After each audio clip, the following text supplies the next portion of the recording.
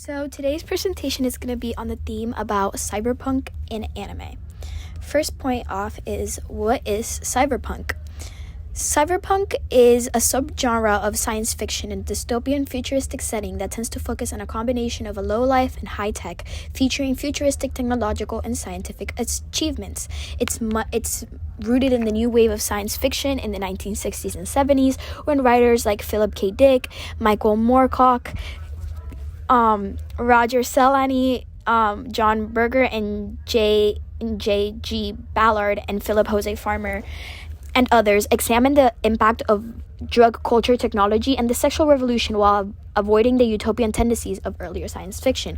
Earlier science fiction was more about, wow, technology is going to create such an amazing world, it'll be a utopia, while cyberpunk took that and instead it focused on the negative impacts that high tech could have in society and in the lower classes. Cyberpunk often features counter-cultural anti-heroes trapped in a dehumanizing high-tech future. Its roots extend back to the technical fiction of the 1940s and 50s, but it was years before it matured. So this is what I'm talking about. It tends to focus on anti-heroes that are counter-cultural. They're dehumanized in this high-tech future. It's not about positivity. They're not necessarily being helped by this high-tech society. It's more of the negative societal impacts that this type of high-tech society could potentially have in the future. The word itself was coined by writer Bruce Bethke, who wrote a story title in 1980. He created the term by combining cybernetics, the science of replacing human functions with computerized ones, and punk, the raucous music and nihilistic sensibility that became a youth culture in the 1970s and 80s. Not until 1984, publication of William Gibson's novel Neuromancer, however, did cyberpunk really take off as a genre. So it's interesting because, of course, within the name itself, we can really tell what it's about. It's about this cyber futuristic world with the punk, which was a movement that was all about counterculture, and it was all about going against societal standards. So it really makes sense for this genre. The elements of cyberpunk are usually a dystopian Earth. It's near future rather than a far-flung futuristic alien world. It's more of something that we can kind of relate with as our current societal tech, but it's of course still in the future. It's not like, oh, we've advanced and now we're going to outer space. No, it's still within Earth. It's within a city. We don't lose it's not a completely revolutionized society. It's still kind of the same societal basis with social classes, etc. It has high tech and low life, which is people of the cyberpunk world have grown up with advanced technology supporting and controlling them. So it's all about this contract within how advanced technology is actually supposed to support you, but it usually has themes of control and authoritarian governments and drug use, etc. Has hard-boiled mega corporations and the cyber world. Mega corporations is all about what I mentioned earlier about how an authoritarian government, instead of authoritarian government, it might be mega technological corporations that are really intruding in people's life with the use of technology. The themes of cyberpunk usually include artificial intelligence, class uprising, governmental and corporate corruption, anarchy, and gang welfare, and transhumanism. It's about what I was discussing earlier. It usually has some type of robotic character, about class themes. It relates back to the name of punk. It's all about the lower classes, the corruption in the government, anarchy, etc. within this futuristic setting. Now to anime Cyberpunk. So cyberpunk in relation to anime has Japanese refers cyberpunk to fiction produced in Japan. There are two subgenres of Japanese cyberpunk: live action cyberpunk films, and cyberpunk manga and anime works. We're going to be focusing, of course, in the manga and anime works. This subgenre began in 1982 with the debut of Otomo's manga series Akira, with its 1988 anime film adaptation with Otomo himself directed, which is a greatly critically acclaimed and fan favorite. It has a cult following that really popularized this genre of combining the cyberpunk elements within anime.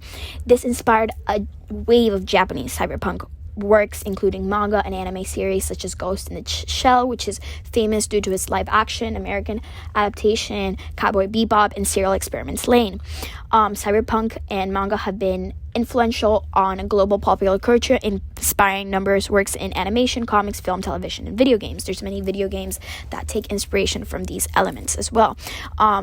It all relates kind of to how the Japanese really are familiar with this concept of catastrophic world since of the nuclear bombings and they have experience. So it a lot of the time has to do with something of the sort, like some sort of super futuristic war that actually really harms its citizens.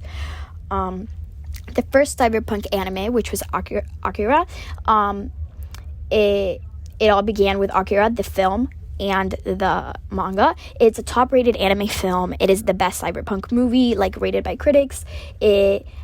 It was released in 1988. It was made with a climax story that was different from the manga, but it was still the same theme. It is set in 2019, which again goes back to the themes that we were discussing earlier. It's not like 1,000 years in the future. This was released in 1988, and it was only talking about 2019, which is still pretty close range.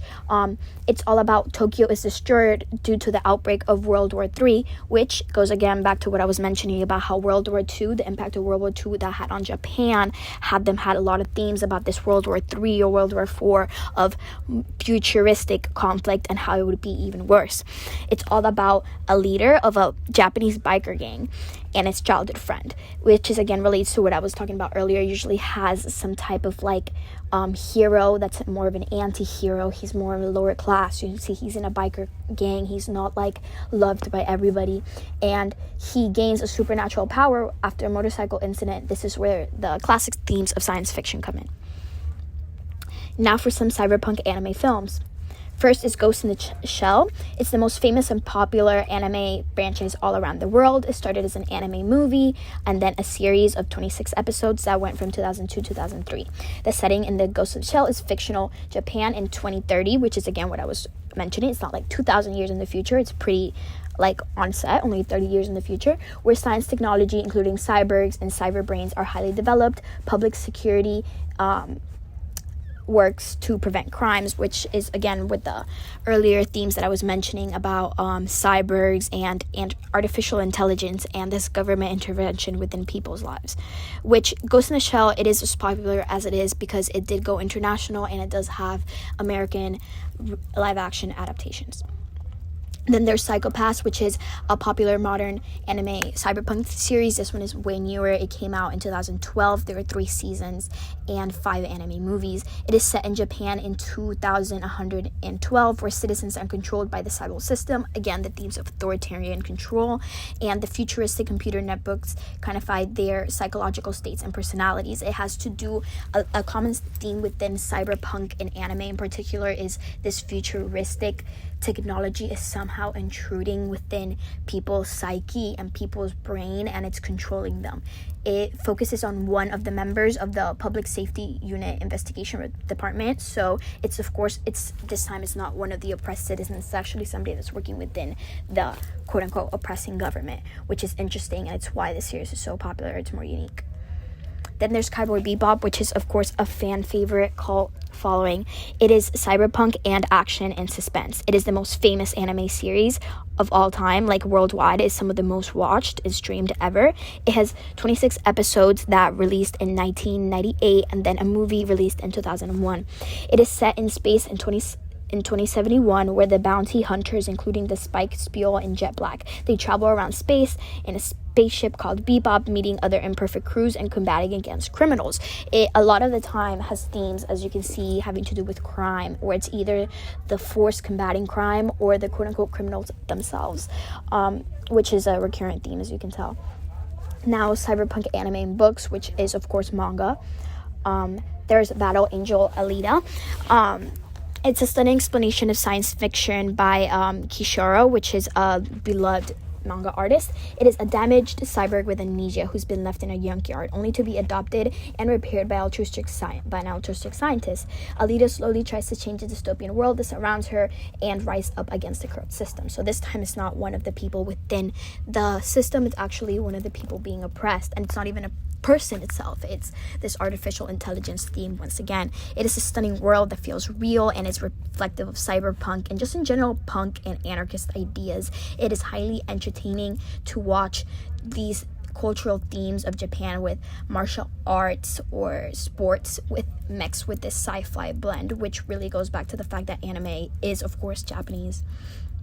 Then there's Appleseed. Appleseed is another thought-provoking science fiction manga set in this 22nd century after the fallout of a third nuclear world war. Appleseed comes from the Mass Moon show and reflects many of the themes that are present in his other works. But Appleseed differs with how it examines a tender relationship between a human and a robotic cyborg. Again, as you can see, cyborgs are a very present theme within this. It makes from standard mecha material, which mecha refers to anime that has to do with like humans within robots, like cyborg type stuff. And it's like usually very action and like it's very like fight themed, you know, it's not as much. So this is why Appleseed is so beloved, because it combines this mecha element, which is usually very actiony and not that emotional, and it brings out the heart that's often hidden in this cold sci-fi content. And it was released in the 1980s, but it's even more popular today with still an active fan base.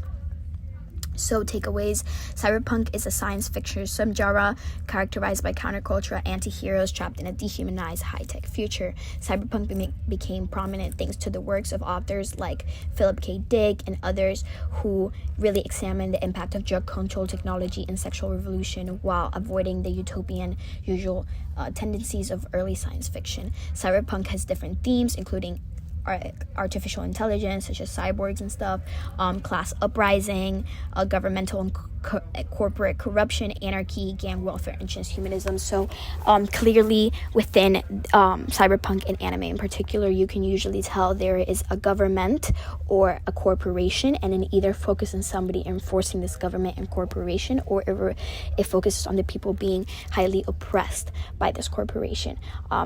It's usually pretty big. It usually has to do with a government or a corporation that's taking over after some type of dystopian event, such as a nuclear bomb, which is of course having to do with the culture in Japan due to its history with World War II and etc. It started in the 1980s.